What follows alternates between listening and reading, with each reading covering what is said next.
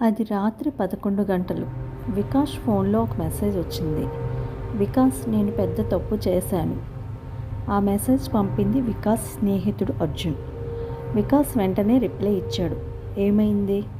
కానీ 2 నిమిషాలు ఎలాంటి రిప్లై లేదు. మళ్ళీ మెసేజ్, నా ఇంటికి వెంటనే రా.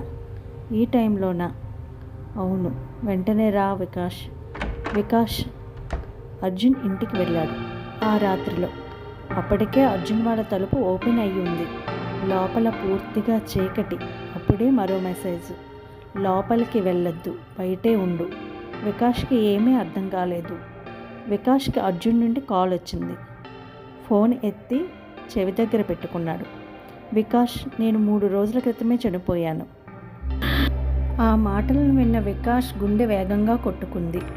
అది అర్జున్ వాయిస్, కానీ చాలా గంభీరంగా భయం కలిగించేదిగా ఉంది. అంతలో ఒక గది తలుపు నెమ్మదిగా తెరుచుకుంటున్న శబ్దం. అక్కడి నుండి అర్జున్లాగా ఉన్న ఒక నీడ, కానీ కళ్ళు తెల్లగా, ముఖం నల్లగా. ఫోన్లో చివరి మెసేజ్, నువ్వు ఆలస్యం అయ్యావు. మరుసటి రోజు ఉదయం అర్జున్ ఇంట్లో పోలీసులు అర్జున్ ఇంట్లో 2 ఫోన్లను చూశారు. 2 ఫోన్స్లో ఒకే మెసేజ్, అది నెక్స్ట్.